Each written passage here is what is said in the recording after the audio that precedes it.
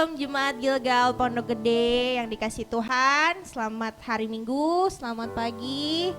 Saya percaya kita semua dan saudara di rumah selalu sehat, selalu diberikan kesehatan sama Tuhan. Dan kita akan melakukan ibadah pada pagi hari ini. Kita siapkan hati kita, sebelum mari kita satu dalam doa. Bapak, kami bersyukur Tuhan, terima kasih Tuhan untuk kebaikan-Mu yang begitu besar dalam kehidupan kami. Kami masih sehat, kami masih kuat, kami bisa berdiri sampai saat ini, itu semua karena anugerah dan kasih setia-Mu Bapa dalam kehidupan kami. Kami akan memuji-Mu, Raja di atas segala Raja Bapa. Siapkan hati kami, hanya dalam nama Tuhan Yesus yang percaya bersama saya, mari katakan amin.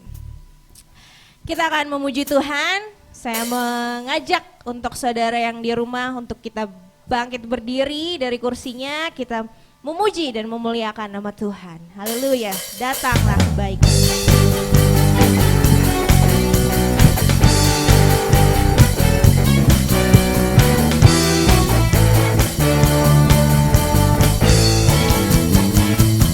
Datanglah ke bait-Nya dengan hati bersyukur ke dalam pelataran-Nya, dengan hati bersuka rasakan dan lihatlah betapa baiknya Tuhan, baginya berlindung padanya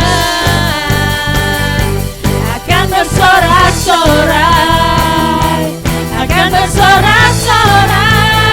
Hey, hey, bersyukurlah kepada Tuhan, sebab Dia baik, bahwasannya untuk selamanya kasih setianya.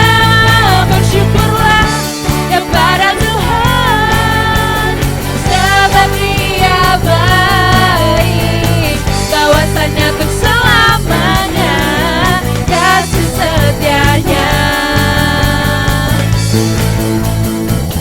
Datanglah ke bait-Nya dengan hati bersyukur ke dalam pelataran-Nya, dengan hati bersuka rasakan dan lihatlah betapa baiknya Tuhan, baginya berlindung padanya akan bersorak-sorai, akan bersorak-sorai, akan bersorak-sorai, akan bersorak-sorai. Hey, hey, bersyukurlah kepada Tuhan, sebab Dia baik, bahwasannya untuk selamanya kasih setianya. Bersyukurlah kepada Tuhan, sebab Dia baik, bahwasannya untuk selamanya kasih setianya. Bersyukurlah, bersyukurlah kepada Tuhan, sebab Dia baik, bahwasannya untuk selamanya kasih setianya. Bersyukurlah kepada Tuhan, sebab Dia baik, bahwasannya untuk selamanya kasih setianya. Bahwasannya untuk selamanya kasih setianya. Bahwasannya untuk selamanya, bahwasannya untuk selamanya, bahwasannya untuk selamanya kasih setianya. Bersyukurlah, haleluya, berikan sorak-sorai bagi Tuhan Yesus Kristus Kita siapkan hati kita. Kita akan masuk firman Tuhan. Terima kasih Tuhan Yesus. Kau begitu baik dalam kehidupan kami Bapa. Pada pagi hari ini Tuhan, kami mau bawa hati kami. Kami mau menyembah-Mu Tuhan. Thank you Lord.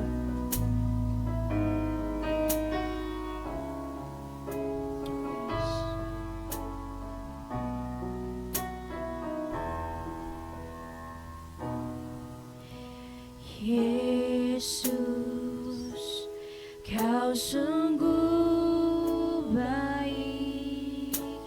Yesus, namamu indah. Yesus, ku cinta Kau selalu, ku tinggikan, ku agungkan selamanya. Yesus, Kau sungguh baik. Yesus, namamu indah. Yesus, ku cinta Kau selalu, ku tinggikan, ku agungkan selamanya. Ku mau memuji-Mu, ku selalu puji-Mu, ku mau menyembah-Mu, ku selalu sembah-Mu.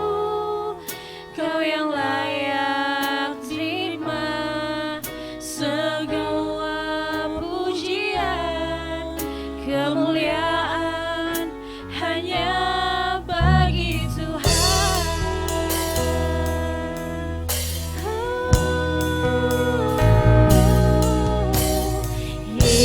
Yesus, Kau sungguh baik.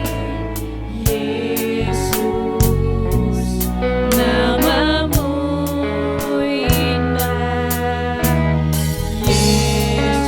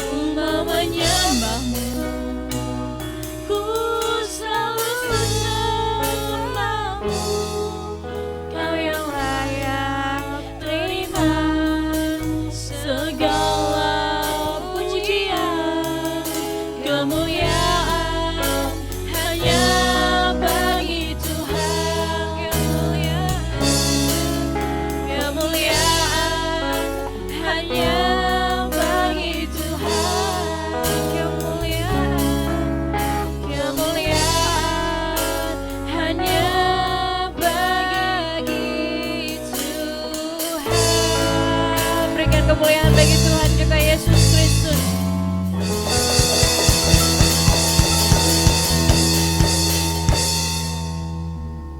Kami bersyukur Tuhan, kami siap untuk mendengarkan firman-Mu. Kau berkati hamba-Nya, Engkau rapi biar setiap firman yang keluar dari bibir mulutnya menjadi rema dalam setiap kami yang mendengarnya di rumah Tuhan. Terima kasih Bapa, hanya dalam nama Tuhan Yesus yang percaya bersama saya, mari katakan amin.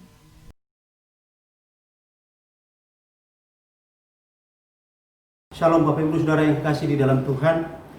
Hari ini saya percaya saudara-saudara jemaat Tuhan yang ada di rumah, dimanapun saudara mengikuti ibadah virtual ini, saudara berada dalam keadaan baik, sehat, dan dalam keadaan keberkatan daripada Tuhan. Saudara percaya bahwa sebagaimanapun kita ada pada saat ini, semua karena kebaikan Tuhan, semua karena perlindungan Tuhan. Patut kita bersyukur kepada Tuhan bahwa kesehatan yang kita peroleh saat ini semua karena kebaikan Tuhan dalam kehidupan kita. Nah, hari ini saudara yang kasih dalam Tuhan, kita akan belajar kebenaran firman Tuhan, di mana pada bulan ini tema kita adalah melanjutkan yang namanya amanat agung itu. Nah, saudara yang kekasih di dalam Tuhan, hari ini kita akan belajar bersama-sama. Nah, sebelum saya masuk lebih dalam lagi, saudara, mari kita baca di dalam Matius 28 ayat 18 dan 9 sampai 20. Saya akan bacakan, saudara yang kasih di dalam Tuhan. Ayat 18, demikian firman Tuhan. Yesus mendekati mereka dan berkata, kepadaku telah diberikan segala kuasa di surga dan di bumi.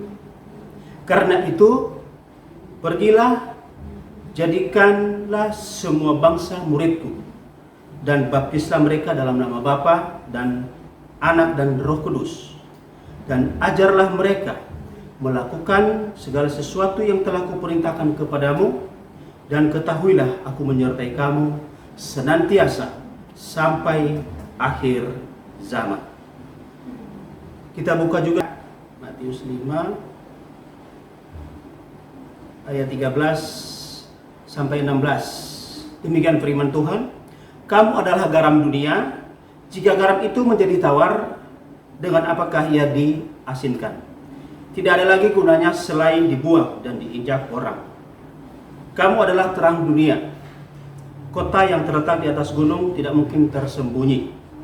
Lagi pula orang tidak menyalakan pelita lalu meletakkannya di bawah gantang, melainkan di atas kaki dian sehingga menerangi semua orang di dalam rumah itu. Saudara yang kekasih di dalam Tuhan, kalau kita mendengarkan saat ini bahwa amanat agung, ya, kalau kita berbicara tentang amanat agung sekarang ini, apa yang ada di pikiran kita sebagai orang percaya, sebagai anak-anak Tuhan, ya. Kita membahas sekarang amanat agung adalah apakah pengertian dari amanat agung itu sendiri, apakah pengertiannya, apakah makna daripada amanat agung itu sendiri. Sebagian besar banyak orang berpikir bahwa amanat agung itu adalah mengaitkan amanat agung itu dengan pengabaran Injil, ya, untuk membawa jiwa-jiwa baru menjadi orang percaya kepada Allah, ya. Orang berpikir bahwa amanat agung itu berbicara pengabaran Injil, mengaitkan pengabaran Injil untuk membawa jiwa-jiwa baru menjadi orang percaya kepada Allah. Tapi apakah hanya sekedar itu, saudara? Hanya untuk membawa jiwa-jiwa baru untuk percaya kepada Allah? Nah, sebelum kita masuk lebih dalam lagi, ya, sebelum kita mengenal apa itu amanat agung, ya, ada 4 hal, ya. Ada 4 hal yang harus kita pahami terlebih dahulu. Yang harus kita mengetahui apakah makna daripada amanat agung itu. Yang pertama, saudara, akhir-akhir ini saudara saya melihat bahwa kenapa kehidupan orang percaya, ya, orang yang mengatakan orang Kristen dan percaya kepada Tuhan Yesus sendiri, kehidupan mereka tidak jauh dan tidak berbeda dengan orang-orang yang tidak percaya kepada Tuhan atau yang bukan Kristen, saudara. Ya. Kehidupan mereka semakin dikuasai, bahkan hidup mereka dikuasai oleh kehidupan duniawi, saudara. Ya. Saya mengatakan bahwa hidup mereka penuh dengan dosa, selalu terikat dengan dosa. Hidup di dalam keterikatan, hidup dikuasai oleh keinginan daging, ya, keinginan nafsu, saudara. Ya, salah satunya kedengkian, keiri hatian, kebencian, dendam, kecewa, balas dendam, saudara. Saya mau katakan bahwa hidup mereka di luar sana, saya mau katakan bahwa tidak mencerminkan sebagaimana seharusnya orang percaya kepada Tuhan Yesus Kristus. Ya. Di dalam 1 Korintus 3 ayat 1 dan 3, saudara, saya akan bacakan. Aku, saudara-saudara, pada waktu itu tidak dapat berbicara dengan kamu seperti dengan manusia rohani, tetapi hanya dengan manusia duniawi yang belum dewasa dalam Kristus. Susulah yang kuberikan kepadamu bukanlah makanan keras, sebab kamu belum dapat menerimanya, dan sekarang pun kamu belum dapat menerimanya. Karena kamu masih manusia duniawi, sebab jika di antara kamu ada iri hati dan perselisihan, bukankah hal itu menunjukkan bahwa kamu manusia duniawi dan bahwa kamu hidup secara manusiawi?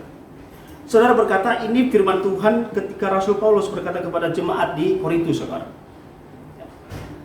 Jemaat di Korintus pada saat itu mereka percaya Tuhan, tapi kehidupan mereka masih, saudara, di firman Tuhan katakan di ayat 3 bahwa jika di antara kamu ada iri hati, ada perselisihan, bukankah itu menunjukkan bahwa kamu manusia duniawi? Ada kedengkian, ya. Ada kebencian antara satu dengan yang lain. Tidak ada kepedulian satu dengan yang lain, saudara. Saling menjatuhkan satu dengan yang lain, saling menghakimi, saling menfitnah, saudara. Bahkan kalau kita baca di Korintus ini, saudara, jemaat-jemaat di Korintus mereka kompromi dengan dosa-dosa, perzinahan, perselingkuhan, perceraian, saudara, pertengkaran, kekerasan di tengah-tengah keluarga, saudara. Saya mengatakan bahwa apakah itu mencerminkan orang percaya kepada Tuhan, saudara? Nah, untuk itu, saudara yang percaya di dalam Tuhan, hal yang pertama yang kita harus pahami adalah mengapa orang-orang yang mengatakan dirinya percaya kepada Tuhan Yesus Kristus, tapi justru kehidupan mereka tidak mencerminkan kehidupan sebagaimana mestinya orang-orang yang percaya kepada Tuhan. Saudara, saya mau katakan bahwa apakah kita sama seperti orang-orang luar biasa? Menurut survei, saudara, 25%, saudara, orang-orang yang mengaku dirinya percaya kepada Tuhan, mengaku Yesus sebagai Tuhan dan Juru Selamat, justru kehidupan mereka penuh dengan dosa, hidup dengan keduniawian, saudara. Perceraian, ya. Satu rumah dengan yang bukan pasangan istri atau suaminya, saudara. Kekerasan, ya. Bahkan mereka tidak acuh dengan firman Tuhan, tidak mempedulikan firman Tuhan, saudara. Mereka percaya, mengatakan saya percaya, tapi kehidupan mereka masih dikuasai oleh keinginan-keinginan dunia, oleh kehidupan-kehidupan dunia. Untuk itu, saudara yang kekasih di dalam Tuhan, masih ada sifat iri hati dan perselisihan, memiliki sifat keduniawian yang sangat tinggi, saudara. Itu yang terdapat akhir-akhir ini dalam kehidupan sebagai orang percaya. Patut digarisbawahi bahwa banyak orang mengaku mereka percaya pada Kristus, namun tidak menjadi murid Kristus. Untuk itu saya mau katakan bahwa ayo, saudara, jangan menjadi orang yang percaya kepada Kristus, tapi kehidupan saudara tidak mencerminkan kehidupan seorang murid Kristus. Ya. Orang Kristen bukan hanya sekedar percaya saja. Ya. Saya mau katakan orang Kristen, orang yang mengaku percaya kepada Tuhan, bukan hanya sekedar percaya, saudara. Ya. Agar tidak sama dengan orang yang dikuasai oleh dunia di luar sana, saudara. Seharusnya kita harus mencerminkan hidup sebagai murid Kristus. Itu yang pertama. Jangan kita berkata saya orang percaya kepada Tuhan, tapi kehidupan saya masih dikuasai oleh kehidupan keduniawian, sehingga kita tidak bisa menjadi apa yang namanya menjadi murid Kristus. Yang kedua, saudara, apakah arti dari murid Kristus itu, saudara?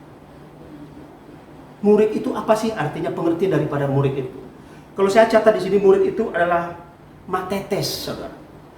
Ya, artinya murid adalah seorang yang menimba ilmu dan menerima pengajaran. Ya, seorang yang menimba ilmu dan menerima pelajaran, saudara. Matetes juga bukannya sekedar menerima ilmu, saudara. Ya, namun mau belajar terus-menerus, berlatih terus-menerus sampai dia terampil, saudara. Nah, untuk itu, dan bukannya sekedar terampil, ada hal-hal yang harus diambil di dalam apa yang dia pelajari itu. Ya, di dalam ilmu yang dia pelajari itu ada hal yang harus dia ambil, saudara. Yaitu bersedia untuk mengubah dirinya, ya, mengikuti gaya hidup yang sedang dia pelajari. Itu murid. Apa yang sedang kita pelajari saat ini, saudara? Di dalam kitab, di dalam firman Tuhan banyak pelajaran-pelajaran, banyak sekali yang harusnya kita lakukan di situ. Dan itu menunjukkan sebenarnya pribadi yang harus kita ikuti. Itu yang kita pelajari.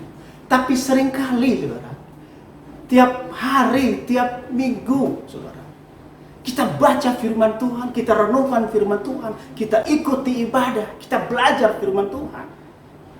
Tetapi seringkali, saudara, hidup kita bertentangan dengan apa yang kita pelajari. Hidup kita bertolak belakang dengan apa yang kita pelajari, saudara.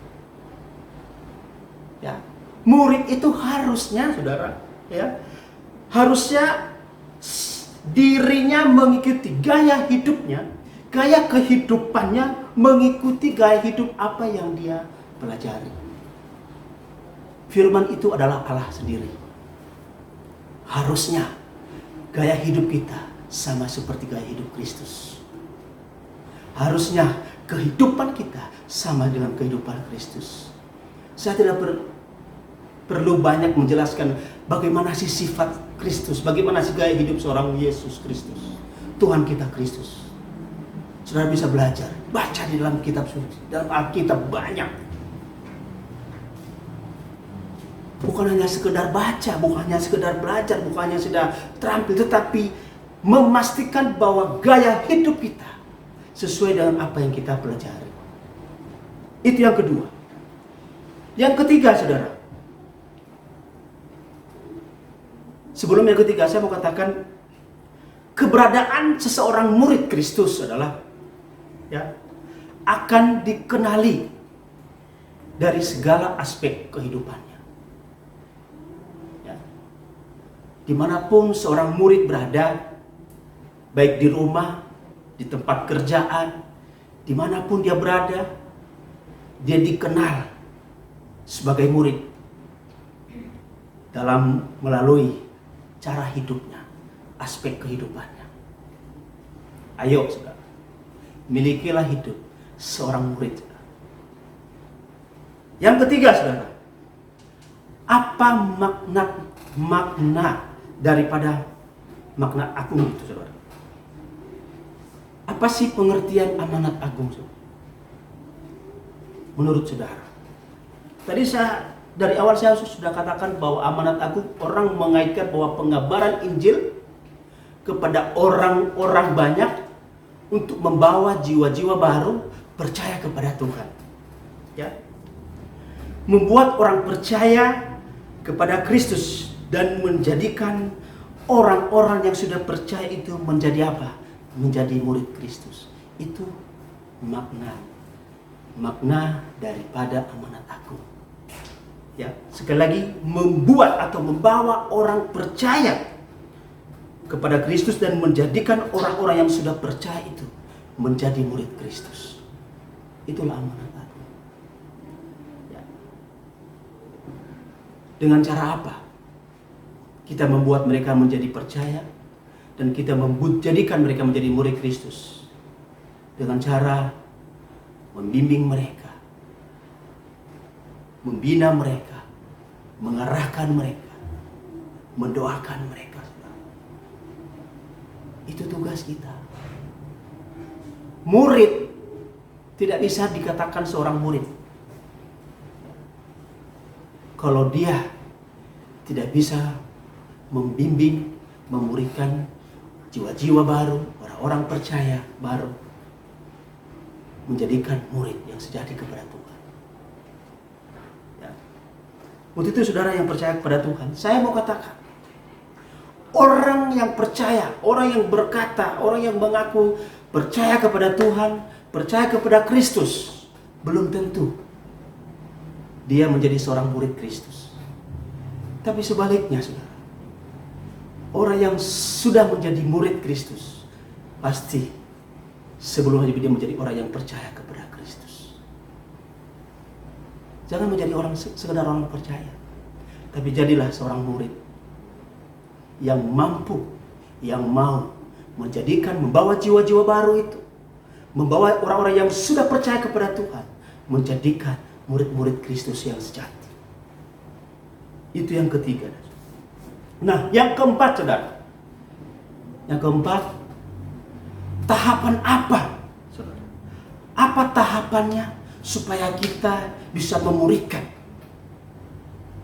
Supaya kita bisa menjadikan orang-orang percaya, orang-orang yang baru percaya kepada Kristus itu menjadi murid yang sejati. Tahapan apa? Ada beberapa saya simpulkan saudara. Yang pertama adalah miliki hati saudara. Ya. Miliki hati atau miliki waktu teduh. Ya. Untuk belajar dan merenungkan Alkitab itu sendiri. Bagaimana kita bisa saudara? Sekali lagi saya katakan, saya ulangi, bagaimana supaya kita bukan hanya sekedar percaya tetapi menjadi murid Kristus yang sejati dan bisa menjadikan orang-orang percaya itu menjadi murid Kristus yang sejati juga. Yang pertama, saudara, miliki waktu yang teduh untuk belajar, merenungkan dan memahami kebenaran firman Tuhan itu, yaitu firman Allah sendiri. Ayo, itu yang pertama. Yang kedua saudara, tadi sempat saya sampaikan dari awal, saudara harus memiliki hati yang mau diubahkan, ya, dan dipulihkan saudara, supaya dapat hidup sesuai dengan apa yang sedang kita pelajari. Sekarang kita belajar tentang apa? Kita belajar tentang kehidupan kekristenan. Kita belajar tentang kehidupan Kristus sesungguhnya saudara. Miliki hati yang mau diubahkan, miliki hati yang mau dipulihkan saudara, supaya kehidupan sama dengan seperti apa yang kau pelajari saat ini, yaitu sama seperti pribadi Kristus itu sendiri. Dan yang terakhir saudara, setelah kita memiliki itu, kedua poin itu, mari memiliki kerinduan saudara untuk mau memuridkan orang-orang yang baru percaya itu, untuk menjadikan mereka murid yang sejati kepada Kristus. Itu tahapan-tahapannya. Untuk itu saudara yang kekasih dalam Tuhan, dari keempat poin ini saudara yang kekasih dalam Tuhan, saya diberkati. Saya merenungkan firman itu. Apakah saya Tuhan hanya sekedar orang percaya? Apakah saya Tuhan hanya sekedar orang yang mengaku bahwa saya adalah orang Kristen yang percaya kepada Tuhan, tetapi sesungguhnya bahwa saya bukan seorang murid Kristus yang sejati? Untuk itu saudara yang kekasih dalam Tuhan, sebagai kesimpulan, saya pada pagi hari ini saudara, saya mau tantang saudara. Bersediakah saudara? Bersediakah saudara mau diubahkan dan dipulihkan untuk menjadi murid Kristus yang sejati dan membawa serta membimbing jiwa-jiwa baru untuk menjadi juga murid yang sejati kepada Tuhan?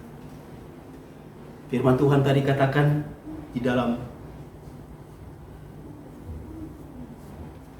Matius 28 ayat 19 dan 20. Pergilah, jadikan semua bangsa muridku dan ajarlah mereka. Saudara yang kekasih di dalam Tuhan, ketika keempat hal ini ada di dalam diri kita, percaya janji Tuhan, firman Tuhan dari katakan bahwa aku akan menyertai engkau. Dimanapun engkau pergi, dimanapun engkau memberitakan firman Tuhan, dimanapun engkau memberitakan Injil, Tuhan katakan dalam firman-Nya, aku akan menyertai engkau. Yang penting saudara, miliki hati yang mau diubahkan, yang mau dipulihkan, ya, untuk menjadi serupa dengan Kristus dan menjadi murid Kristus yang sejati, dan selanjutnya untuk menjadikan orang-orang percaya baru, untuk menjadikan mereka murid yang sejati kepada Tuhan. Amin buat firman Tuhan. Sebelumnya mari kita satu di dalam doa. Bapa, kami bersyukur kepadamu Tuhan untuk firman-Mu yang telah Engkau sampaikan bagi kami pada pagi hari ini. Tuhan, ampuni kami kalau kiranya Tuhan selama ini kami hanya menjadi orang-orang percaya.